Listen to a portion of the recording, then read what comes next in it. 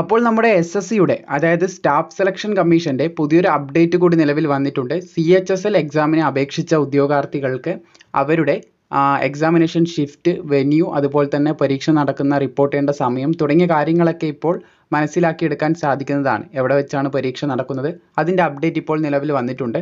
ഉദ്യോഗാർത്ഥികൾക്ക് ഒട്ടുമിക്ക ആർക്കും മെസ്സേജ് ഒന്നും വന്നിട്ടില്ല, എങ്കിലും അതിൻ്റെ അപ്ഡേറ്റ് ഇപ്പോൾ സൈറ്റിൽ വന്നിട്ടുണ്ട്. അതെങ്ങനെ ചെക്ക് ചെയ്യാം എന്നുള്ള കാര്യമാണ് ഇന്നത്തെ വീഡിയോ ഭാഗത്തിലൂടെ നമ്മൾ നോക്കാൻ പോകുന്നത്. സോ നമ്മളിപ്പോൾ ഉള്ളത് SSCൻ്റെ വെബ്സൈറ്റിലാണ്. SSC കേരള കർണാടക റീജിയൻ്റെ വെബ്സൈറ്റിലാണ് ഉള്ളത്. അപ്പോൾ ഇവിടെ നിങ്ങൾക്ക് കാണാൻ സാധിക്കും combined higher secondary level examination 2024. Click here to know the city, date, time, shift for CHSL 2024. 2024 CHSL എക്സാമിനേഷന് അപ്ലൈ ചെയ്ത ഉദ്യോഗാർത്ഥികൾക്ക് ഇതിന് മുൻപ് ഒരു അപ്ഡേറ്റ് വന്നത് കൃത്യമായിട്ട് നമ്മൾ പ്രൊവൈഡ് ചെയ്തിട്ടുണ്ടായിരുന്നു.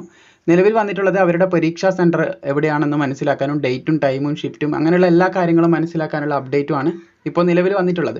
ഇതിനു മുമ്പ് ആരൊക്കെയാണ് ഇതിൽ ഇൻക്ലൂഡഡ് ആയിട്ടുള്ളത്, അവരുടെ ആപ്ലിക്കേഷൻ സ്റ്റാറ്റസ് വന്നിട്ടുണ്ടായിരുന്നു. ഇപ്പോൾ ഇവരുടെ ഡേറ്റ്, അതായത് മുൻപ് ആപ്ലിക്കേഷൻ സ്റ്റാറ്റസ് വന്ന് അതിൽ അഡ്മിറ്റഡ് ആയിട്ടുള്ള ഉദ്യോഗാർത്ഥികൾക്ക് അവരുടെ ഡേറ്റ്, ഷിഫ്റ്റ്, അതുപോലെ തന്നെ ടൈം, എക്സാമിനേഷൻ ടൈം, സിറ്റി, ഇതൊക്കെ മനസ്സിലാക്കാൻ സാധിക്കും. ഇതെങ്ങനെ നോക്കാമെന്നുള്ള കാര്യത്തിലേക്ക് നമുക്ക് കിടക്കാം. അപ്പോൾ ഇത് ചെക്ക് ചെയ്യാനായിട്ട് താഴെ ഡിസ്ക്രിപ്ഷനിൽ നിങ്ങൾക്കൊരു ലിങ്ക് കൊടുത്തിട്ടുണ്ട്, അതിൽ ക്ലിക്ക് ചെയ്യുക.